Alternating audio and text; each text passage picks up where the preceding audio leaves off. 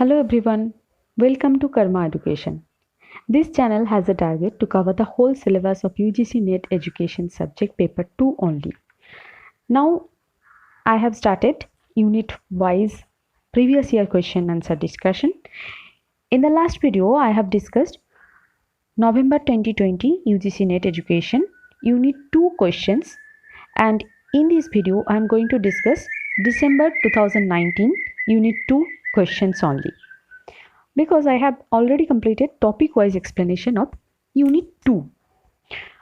I hope it will be helpful to grasp the unit perfectly. Let's start. The first question is asked from budget. The question I am reading now. Given below are statements. Statement 1 is labeled as assertion and the other is labeled as reason. Assertion: a budget is a balanced estimate of expenditure and receipts of a given period of time. And the reason: in the hands of an educational administrator, the budget is a record of past performance, a method of current control, and a projection of future plans. In the light of the above statements, select your answer from the given option. Both are true and the reason is correct explanation of assertion. Number 2, both are true and reason is not correct explanation of assertion. Assertion is true, reason is false. Assertion is false, but reason is true. Now you have to choose the correct option. First of all, we need to discuss what is budget.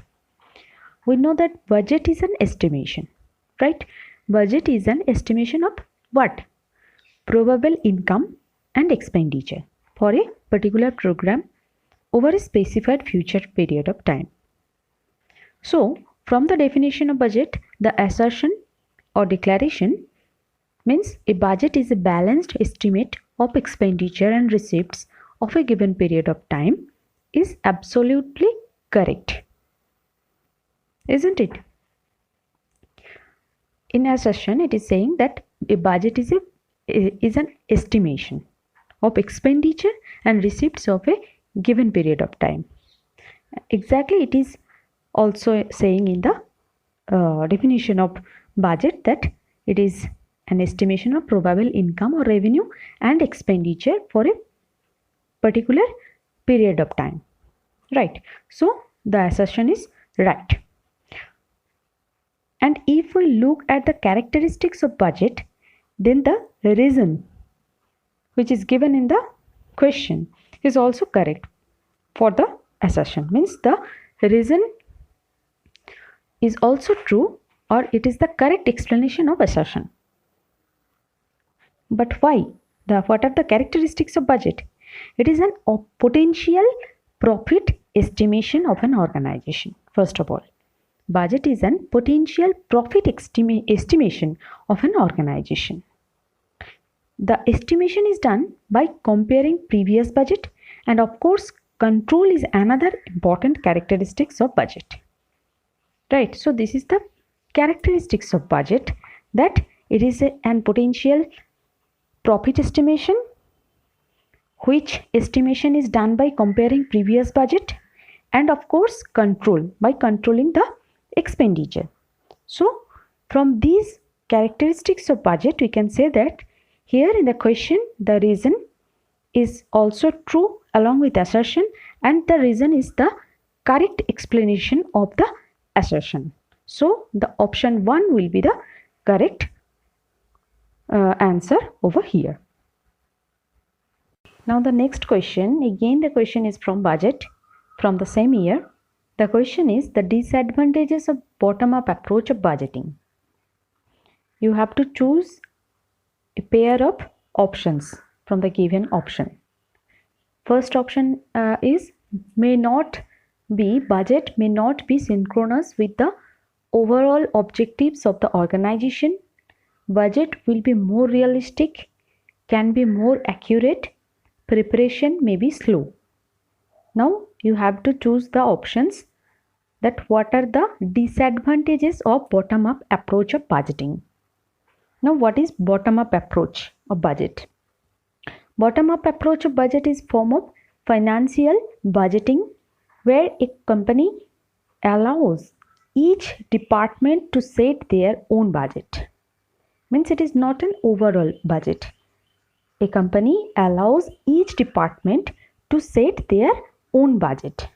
Due to each department involvement, bottom-up budgeting consumes huge time, isn't it?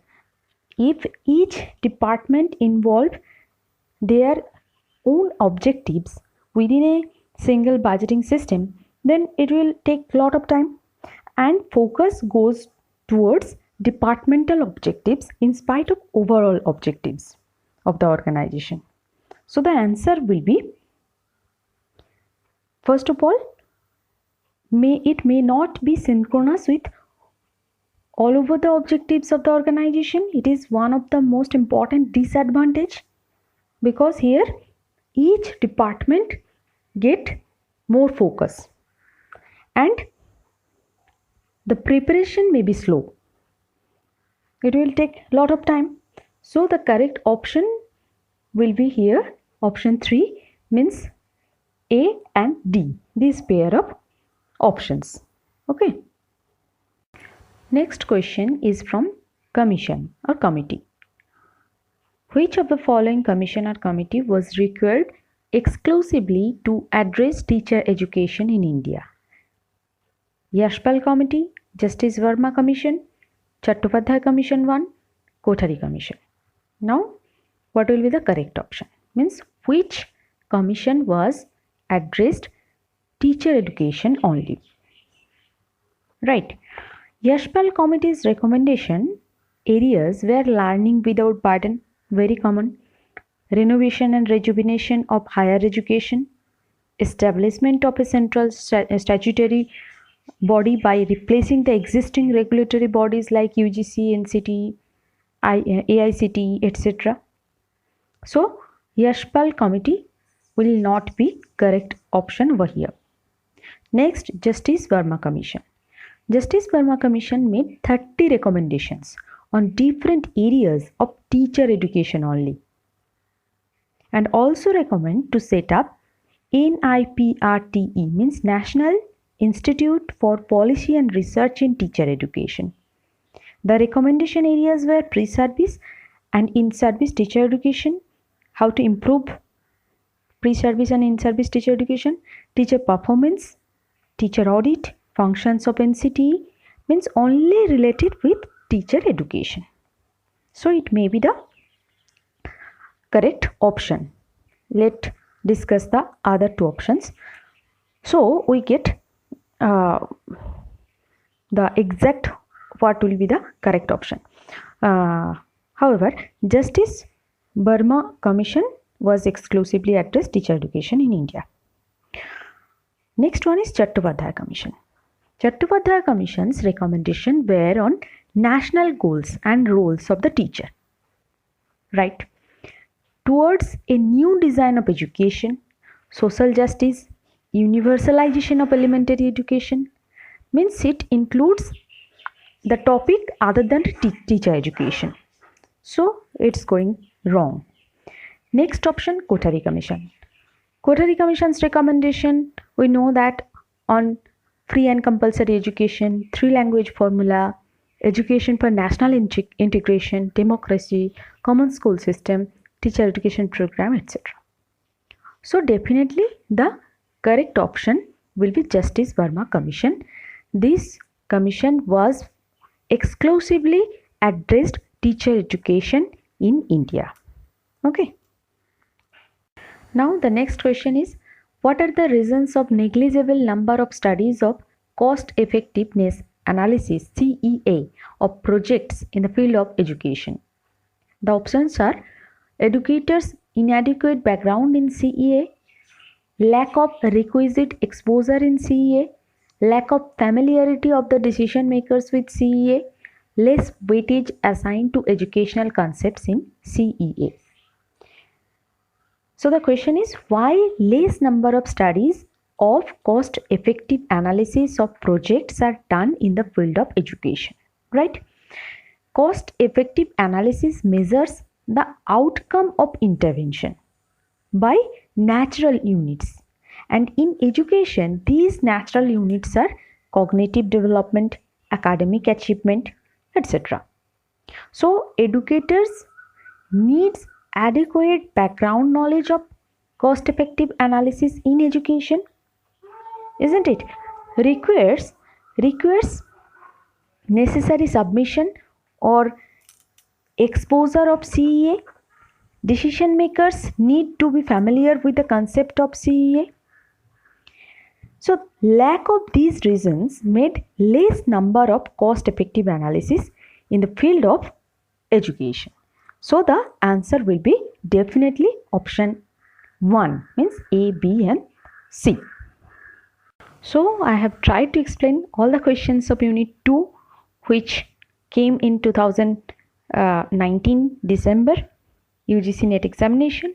Hopefully this unit wise explanation as well as the question answer discussion will be helpful to you. In the next video I will discuss the questions of June 2019. Then please remain connected.